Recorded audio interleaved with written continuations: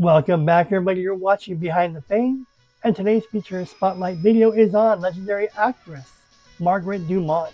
You remember her from the Marx Brothers fame? Incredible actress. Let's go ahead and dive into her life and career of Margaret Dumont. Margaret Dumont, born Daisy Juliet Baker in 1882, was an American stage and film actress best known as the dignified grande dame and comic foil to the Marx Brothers in 7 of their movies, leading Groucho to call her practically the 5th Marx brother. She was born in Brooklyn to William and Harriet Baker. Her mother, a music teacher, encouraged her early singing ambitions. Trained as an operatic singer and actress, she performed in the U.S. and Europe under the names Daisy and later Marguerite Dumont, gaining notice in musicals like The Girl Behind the Counter, The Belle of Brittany, and The Summer Widower, before marrying sugar heir John Mahler Jr. in 1910, and briefly retiring.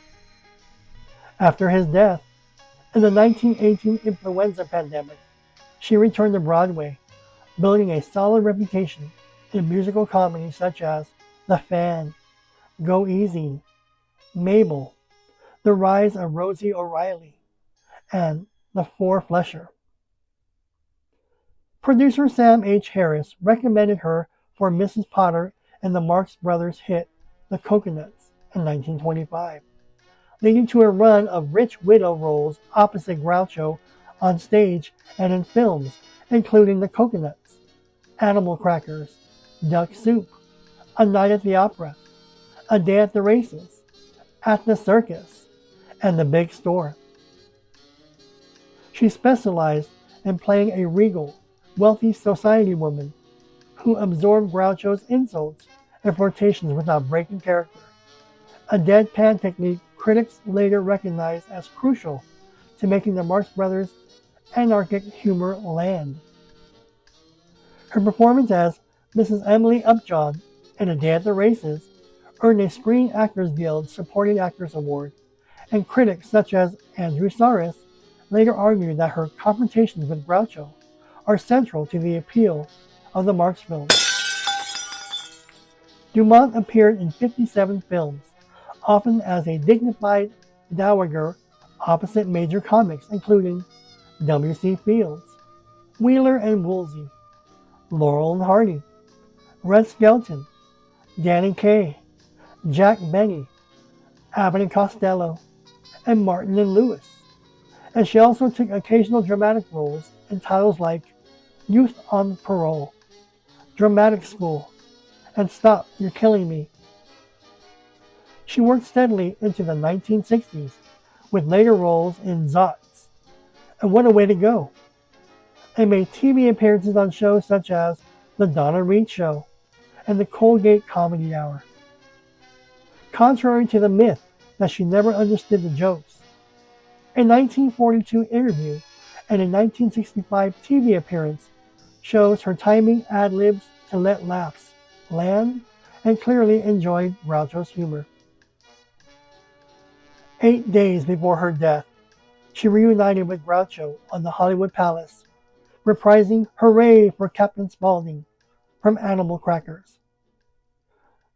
Sadly, Dumont died of a heart attack in Hollywood on March 6, 1965. She was only 82, and was cremated at Chapel of the Pines. In 2023, her ashes were moved from basement storage to a public niche with a new plaque in the columbarium. She is now widely regarded as one of the cinema's greatest straight ladies, whose poised, imperious presence gave shape and stakes to some of Hollywood's most enduring comedies.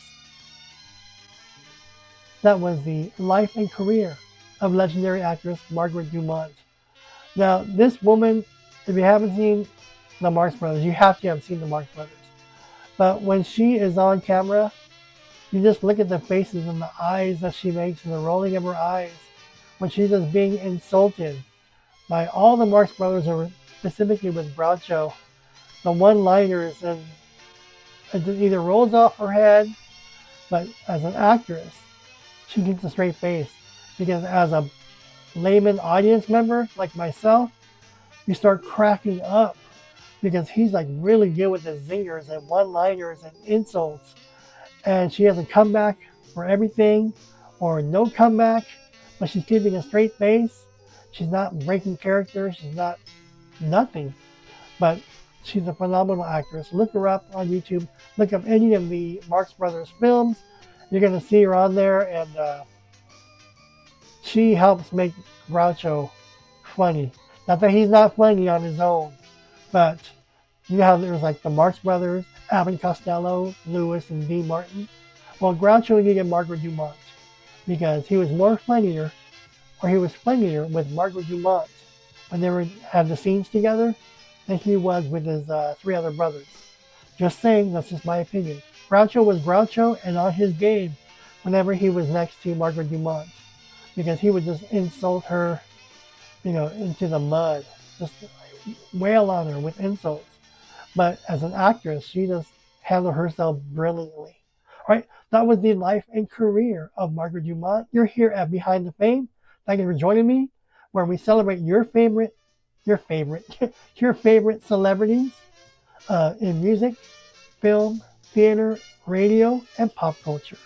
So join me, and thank you all, and I'll see you all in the next video.